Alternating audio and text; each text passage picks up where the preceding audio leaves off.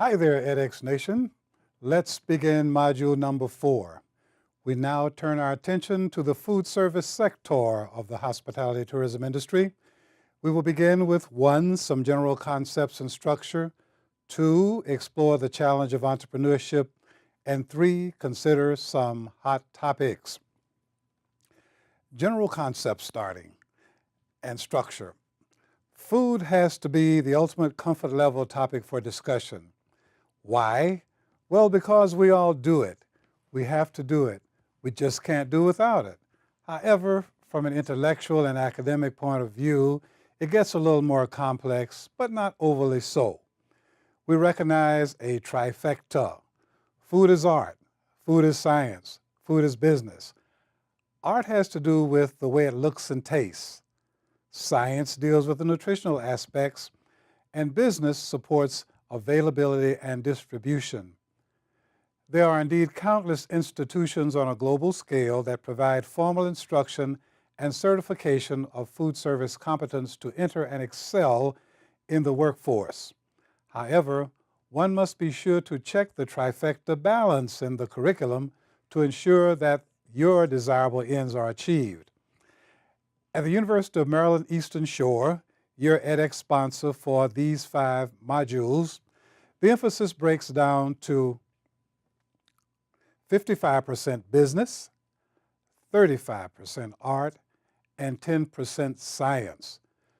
To appreciate the scope and structure of the food service segment of the hospitality tourism industry, you will want to spend quality time with the reference textbook, The Lodging and Food Service Industry by Latin. In it, a food service classification scheme by economic objective is set forth. Each group has several subcategories. The reading material deals extensively with each. The major groups are commercial food service, institutional food service for business, education, and government, and 3, military food service.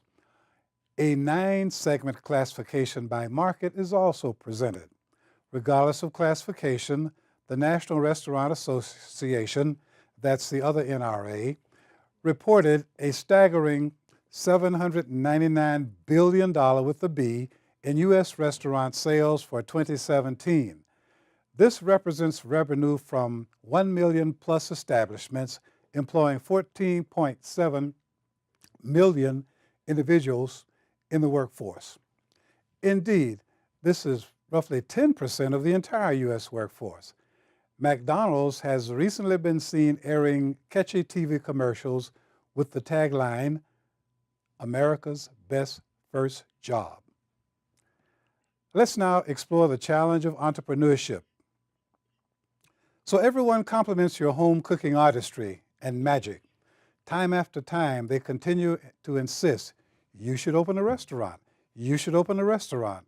So why not take the plunge? You might well want to go for it. If so, be sure to take the trifecta along with you, especially the business dimension. Statistically, restaurants are the easiest business to get into and the fastest to fail, primarily due to owner inability to run the business side of things. A recent study by my colleague H.P. Parsa suggests that 59% fail in the first 3 years. You will want to absorb the module number 4 reference reading, 10 ways how restaurant failure can be avoided before you yield to that urge to take the plunge. Let's now set the table for a few of the hot topics that you will encounter as you dig into the material of module number 4. A great starting point is the farm-to-table or field-to-fork movement. After generations of more and more sophisticated presentations of processed food, the U.S. population is beginning to rediscover the simple pleasures of buying, preparing, and eating local food. I actually heard a new word the other day, locavores. Locavores. I believe it truly encapsulates this trend. Micro or craft breweries form an increasingly burgeoning component of this trend, as local alcohol regulatory authorities scramble to keep astride this consumer-driven demand. Module number 4 will deliver the excitement I see building as you hear now and subsequently reflect upon these trends. A final hot topic in module number 4 is the celebrity chef. Actually, given the proliferation of celebrity chef television shows, blogs, YouTube video, and competitions of all sorts over the last decade, celebrity chef-focused events and establishments are more or less a regularly accepted way of life on the American and global scene. Possibly unrecognized and a best-kept secret is that the culinary art leg of the trifecta is possibly the last absolute meritocracy on the planet. Here is what I mean. You're asked to make a beef Wellington as the menu highlight for a VIP international evening of culinary excellence, 100 people. You execute. It's amazing, the talk of the town for the next several weeks. Now, before the event, nobody asked to see your culinary degree or your letter of recommendation from the 3-star Michelin restaurant in the south of France, not your passport, not your citizenship, perhaps not even your name. Only one question: can you make a fabulous, memorable beef Wellington? That's all. That's the alpha and omega. So, at the end of the day, it's all about performance. The secret: you are judged and can excel to the highest levels of recognition and financial award strictly on the basis of your performance. No one is particularly interested in how you gained the knowledge or honed your talent.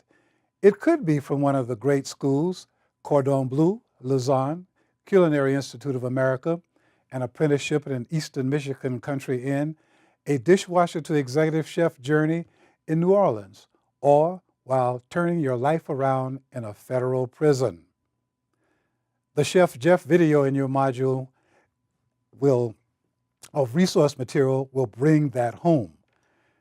Let's summarize now. As promised, we began this introduction to module number 4, the food service sector, with some general concepts and structure. We then explored the challenge of entrepreneurship and wrapped up with some hot topics, number 3, which took us home. Please now proceed to the readings, videos, and exercises of module number 4. Enjoy, and thank you.